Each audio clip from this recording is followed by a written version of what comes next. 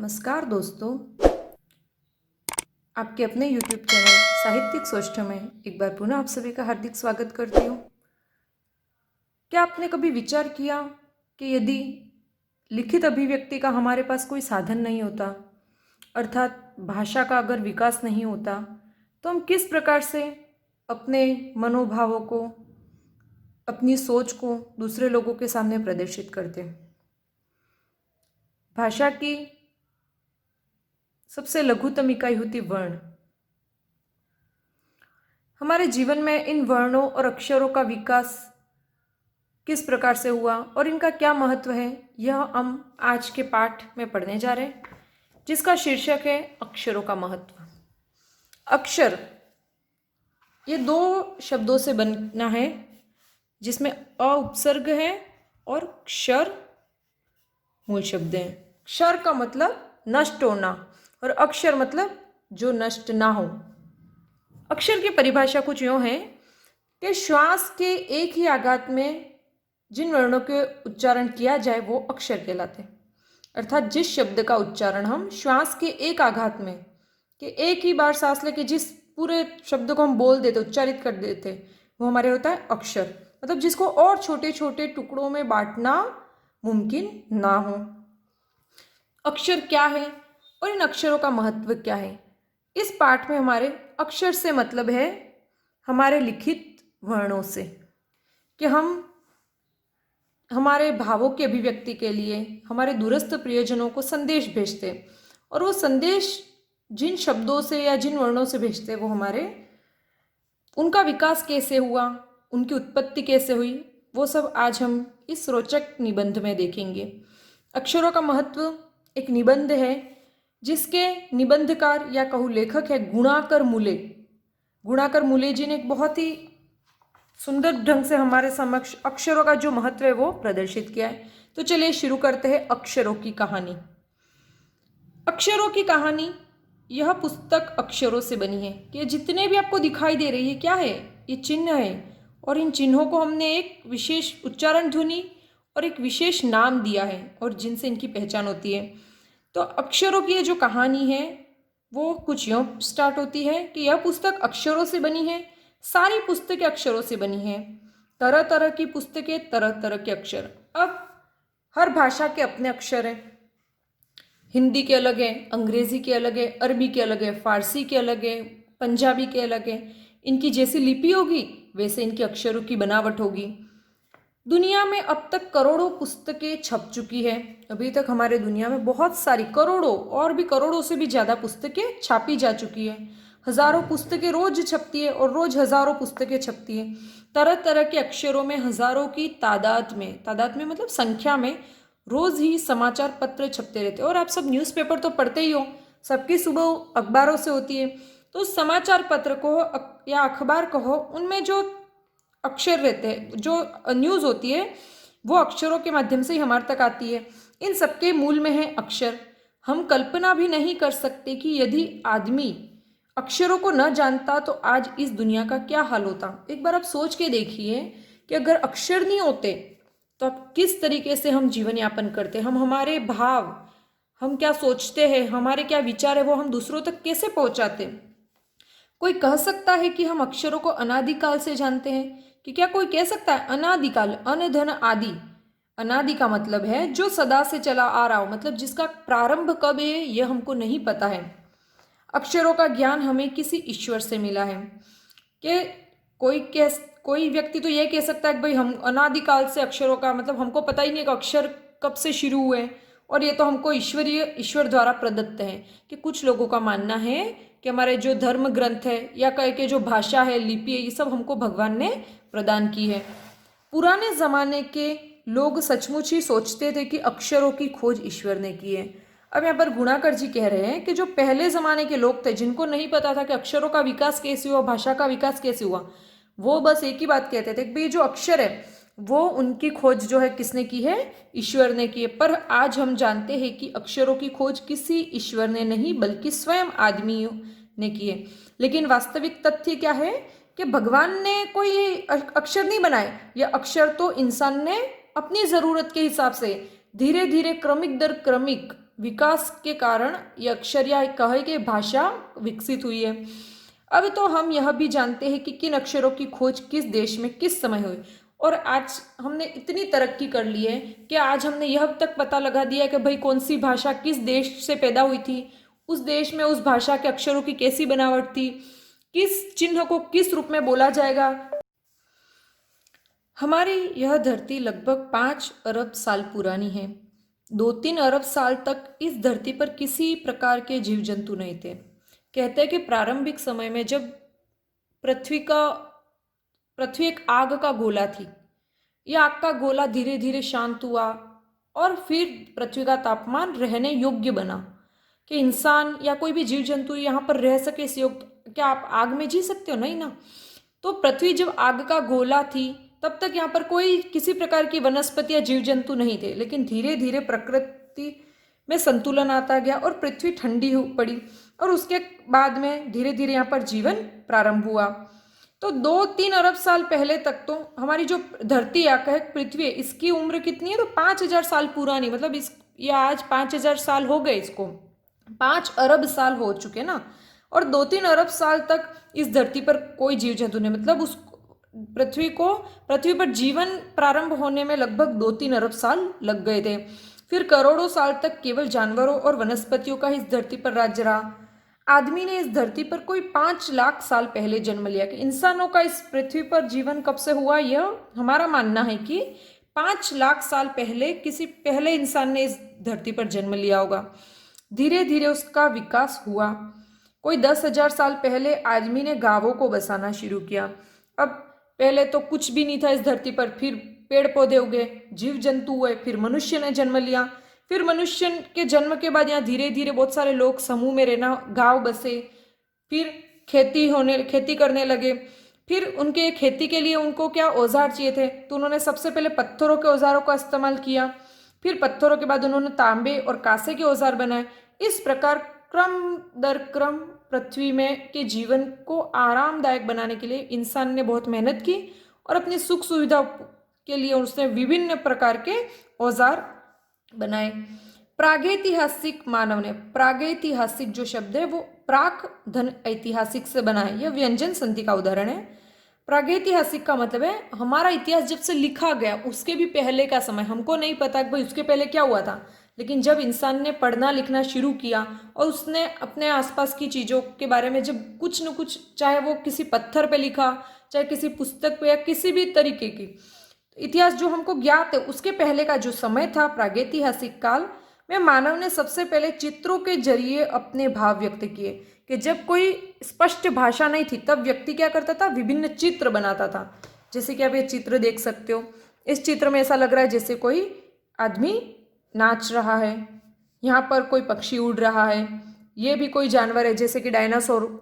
इस टाइप से आप समझ सकते हो ना, बहुत सारे जानवरों के और मनुष्यों के अलग अलग इन्होंने चित्र बनाए। तो जब कोई भाषा विकसित नहीं हुई थी तब लोग क्या करते थे, अपने विचार प्रकट करने के लिए चित्रों का सहारा लेते थे, जैसे पशुओं, पक्षियों, आदमियों आदि के चित्र। इन चित्र संकेतों से, अब चित्रों के माध्यम से भाव जो व्यक्त करते थे उनको चित्र संकेत नाम दिया। इन चित्र संकेतों से बाद में भाव संकेत अस्तित्व में आए। मतलब चित्र धीरे धीरे इंसान के भावों को व्यक्त करने लगे। जैसे एक छोटे वृत्त के चहु और किरणों की द्योतक रेखाएं खींचने पर वह सूर्य का चित्र बन जाता। आज भी छोटे बच्चे देखे हो तो वो सूर्य कैसे बनाते, पहले तो एक गोला कर देते और उस गोले के चारों ओर ऐसे बड़ी छोटी, और फिर लिख देते सूर्य या सन, है ना। तो हम समझ जाते कि भाई ऐसा कोई चित्र, मतलब ये सूरज का है, कोई रेखाएं नहीं है और सादा सिंपल गोल है, तो हम समझ जाते हैं चंद्रमा है। तो ये क्या है, ये सारे चित्र थे जो बाद में भाव संकेत के रूप में आए। कि इन्होंने भाव ग्रहण कर दिया कि अगर एक गोले के आगे पीछे लाइन है मतलब वो सूरज की किरणें हैं और सूर्य का प्रतीक है, और सिंपल एक गोला बना है मतलब वो चंद्रमा का प्रतीक है। बाद में यही चित्र ताप या धूप का द्योतक बन गया। इस तरह अनेक भाव संकेत अस्तित्व में आए। कि पहले जो चित्र सूरज कहलाता था, फिर इसी से भाई ताप मिल रहा है ये या धूप मिल रही है, ये भी इसी चित्र से प्रदर्शित होने लगा। तब जाकर काफी बाद में आदमी ने अक्षरों की खोज की और धीरे धीरे बहुत समय लगा, बहुत साल दर साल, लाखों सालों के विकास क्रम के बाद एक परिनिष्ठित भाषा का रूप हमारे सामने मिलता है। अक्षरों की खोज के सिलसिले को शुरू हुए मुश्किल से 6,000 साल हुए। मतलब जो आज भाषा या जो अक्षर दिख रहे हमको, उसका जो विकास है वो कितने साल पुराना है, तो मात्र 6000 साल। मतलब इंसान को एक अच्छी भाषा बनाने के, अपने भावों को व्यक्त करने के लिए, उनको व्यक्त करने के लिए जिस भाषा का निर्माण किया गया उसमें 6000 साल लग गए, केवल 6000 साल। मध्य अमेरिका के ओजिबवा आदिवासियों के चित्र, एक जगह अमेरिका में, वहाँ के आदिवासियों जहाँ पर कोई मतलब वो पढ़े लिखे नहीं है, इसलिए वो अपने जो भाव है उनको इन चित्रों के माध्यम से प्रदर्शित करते हैं। जैसे दाई ओर से बाई ओर को क्रमशः, सबसे पहले उन्होंने बताया तूफान का देवता जो सारे आकाश को घेरता है, ये रहा, ठीक है। उसके बाद उन्होंने बनाया है एक नगाड़ा, फिर पंखों से सुशोभित नगाड़ा बनाया, फिर ये द्रोणकाक है, फिर ये कौवा है, और ये है दवाखाने में आदमी। इस तरीके से हमने इन चित्रों को पढ़ा और सोचा कि शायद इस चित्र का मतलब यही, मतलब इन चित्रों पे बहुत लंबी रिसर्च हुई, तब जाके इनके अर्थ आज मानव को समझ में आए। अक्षरों की खोज के साथ एक नए युग की शुरुआत हुई। आदमी अपने विचार और अपने हिसाब किताब को लिख कर रखने लगा। अब धीरे धीरे बहुत सारा मतलब उसको अपने जो विचार थे उनको लिखने लगा। तब से मानव को सभ्य कहा जाने लगा। मतलब भाषा तो विकसित हो गई थी, बोलचाल के रूप में तो वो बहुत ही पहले हो गई थी, लेकिन उसका लिखित जो रूप हुआ उसको मतलब अच्छे रूप में सामने आने में बहुत वक्त लगा। और जब मनुष्य ने लिख कर अपने विचार प्रकट करने शुरू किए तब से वो सभ्य कहलाने लगा। आदमी ने जब से लिखना शुरू किया तब से इतिहास आरंभ हुआ कि हमको क्या पता किस जमाने में क्या हुआ था, जब वहाँ के लोग तो मर गए, लेकिन वहाँ की बातें हमको उन इतिहास के ग्रंथों में, किसी पाषाण शिला पे शिलालेख इत्यादि जो रहते हैं उनसे हमको पता चलता है। किसी भी कौम या देश का इतिहास तब से शुरू होता है जब से आदमी के लिखे हुए लेख मिलने लग जाते हैं। अब हमें आज कैसे पता चलता है कि मौर्य काल था या गुप्त काल था या ये वंश हुआ, ये राजा हुए, क्योंकि उस काल का कुछ न कुछ लेखबद्ध रूप में हमें कोई ना कोई इतिहास प्राप्त होता है, और उन्हीं को पढ़कर हमें पता चला कि उस समय में ये राजा था, ये जगह को इस नाम से पुकारा जाता था, इतनी समृद्धि थी, भाई भारत को विश्व गुरु कहते हैं, सोने की चिड़िया कहते हैं, या जो भी ये सब चीज़ें कैसे पता चली, तो हमको प्राचीन ग्रंथों से ही पता चली ना, कि जो इतिहास ग्रंथ है उनसे हमको पता चलती है। इस प्रकार इतिहास को शुरू हुए मुश्किल से 6000 साल हुए हैं। उसके पहले के काल को प्रागैतिहासिक काल यानी इतिहास के पहले का काल कहते हैं। कि जीवन तो उसके पहले भी था, यूं नहीं था उसके पहले कोई, मतलब जब से इतिहास मिलता है या जब से कोई ग्रंथ मिला उसके पहले कोई जीवन नहीं था। जीवन तो बहुत पहले से था पृथ्वी पर, लेकिन जब से उन लोगों ने अपने बारे में लिखना शुरू किया तब आज से हजारों साल पहले कौन हुआ था, हमको इस बात का ज्ञान उनके लिखे हुए लेख या उनकी लिखी हुई जो बातें उन्हीं से पता चलता है। तो प्रागैतिहासिक काल का मतलब है इतिहास के पहले का काल, मतलब इतिहास जब से हमें क्रमबद्ध रूप से लिखित मिला है उसके पहले जो हुआ था जिसके बारे में हमें पता नहीं है वो काल प्रागैतिहासिक काल कहलाता है। अतः हम देखते हैं कि यदि आदमी अक्षरों की खोज नहीं करता तो आज हम इतिहास को न जान पाते। कि आप सोच के देखना कि अगर इंसान को लिखने नहीं आता तो आज हमको पता ही नहीं चलता कि भाई कौन सा राजा था या किस समय क्या हुआ था। हाँ, कुछ सालों तक तो बड़े बूढ़ों की कई कहानियों के रूप में वो बातें प्रचलित रहती, लेकिन एक समय के बाद मौखिक रूप में कोई भी साहित्य वो नष्ट हो जाता है। जो साहित्य लिखित रूप में होता है वो हमेशा रहता है। कहते हैं ना कि कवि तो मर सकता है लेकिन उसकी जो कविता है वो हमेशा रहती है। अतः हम देखते हैं कि यदि आदमी अक्षरों की खोज नहीं करता तो आज हम इतिहास को न जान पाते। हम यह न जान पाते कि पिछले कुछ हजार सालों में आदमी किस प्रकार रहता था, क्या क्या सोचता था, कौन कौन राजा हुए इत्यादि।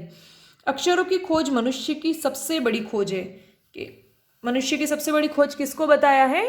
अक्षरों की खोज को।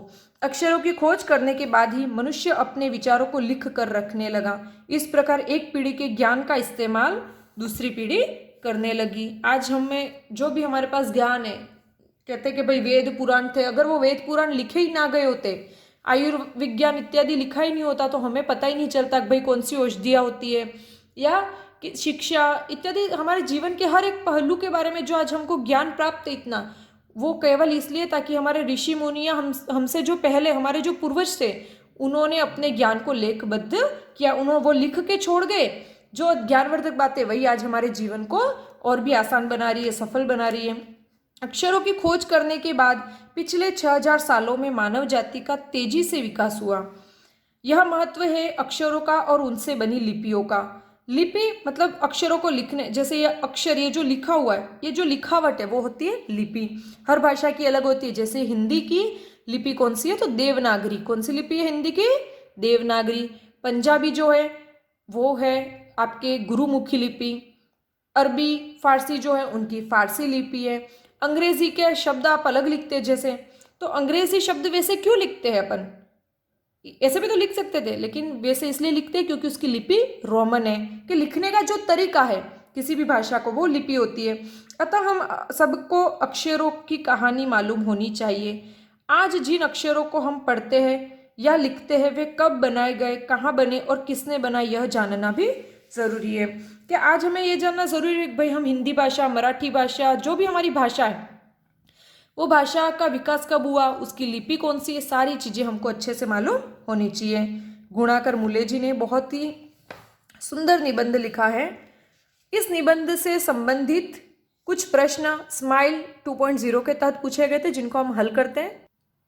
राज्य सरकार द्वारा एक बहुत ही अच्छा कार्यक्रम चलाया जा रहा है, आओ घर से सीखे। उसके तहत कोरोना को देखते हुए बच्चों का जो शिक्षा है उसका मतलब लॉस नहीं हो, इसलिए हमने ये जो कार्यक्रम है उसके तहत कुछ प्रश्न पूछे जाते हैं जिनके उत्तर हम देंगे आज।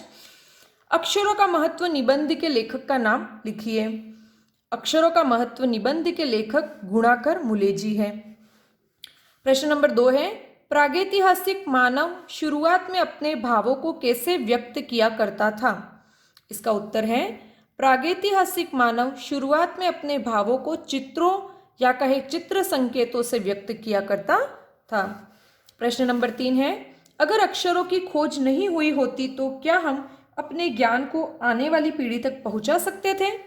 उत्तर, यदि अक्षरों की खोज नहीं हुई होती तो हम अपने ज्ञान को आने वाली पीढ़ी तक नहीं पहुंचा सकते थे, क्योंकि भावों को प्रदर्शित करने में चित्र संकेत समर्थ नहीं थे। कि पहले भावों को प्रदर्शित करने के लिए चित्र, लेकिन अगर हमें ज्ञान बांटना है तो उसके लिए हमें अक्षर या भाषा की आवश्यकता थी। प्रश्न नंबर 4 है, प्रागैतिहासिक काल किसे कहते हैं? उत्तर, प्रागैतिहासिक शब्द 2 शब्दों प्राक धन ऐतिहासिक से मिलकर बना है, जिसका अर्थ है क्रमबद्ध रूप में प्राप्त होने वाला लिखित इतिहास से पूर्व का समय। कैसा समय? प्रागैतिहासिक काल कैसा कहते हैं? कि ऐसा काल या ऐसा समय जो क्रमबद्ध रूप से प्राप्त होने वाला लिखित इतिहास से पूर्व का समय हो। प्रश्न नंबर 5 है आपके, अक्षरों का प्रयोग कहाँ कहाँ होता है? उत्तर, अक्षरों का प्रयोग मनुष्य अपने विचारों को लिखने व अपने ज्ञान को अगली पीढ़ी तक पहुंचाने में करता है। या कहे कि अक्षरों का जो प्रयोग है वो हमारे जीवन के हर एक पहलू पे होता है, कि हमारे जीवन में हमेशा हर दिन हर समय अक्षरों का अपना महत्व है। प्रश्न नंबर 6 है, मनुष्यों द्वारा अपने विचार संचित करके लिखने का क्या लाभ हुआ? उत्तर, मनुष्यों द्वारा अपने विचार संचित करके लिखने के परिणाम स्वरूप ही आज हमारे पास लेखबद्ध इतिहास सुरक्षित है, जिसके कारण आज हमें ज्ञात है कि पिछले कुछ हजार सालों में आदमी किस प्रकार रहता था, क्या क्या सोचता था, कौन कौन राजा हुए आदि। प्रश्न नंबर 7 है, क्या अक्षरों का ज्ञान हमें ईश्वर से मिला है? हाँ या ना में उत्तर दो। उत्तर है ना, अक्षरों का ज्ञान हमें ईश्वर से नहीं मिला है। इस प्रकार हमने अक्षरों का महत्व सुंदर निबंध पढ़ा और इसके प्रश्न उत्तर भी हल कर दिए हैं। आशा करती हूँ आपको ये पाठ भी समझ में आया और इससे संबंधित प्रश्नों के उत्तर भी प्राप्त हो चुके हैं। अगर वीडियो आपको पसंद आया है तो इसको लाइक कीजिए। यदि आपने चैनल सब्सक्राइब नहीं किया अभी तक तो प्लीज़ इसको सब्सक्राइब कर दीजिए और दूसरे अपने दोस्तों के साथ भी इसको ज़रूर साझा कीजिए। धन्यवाद।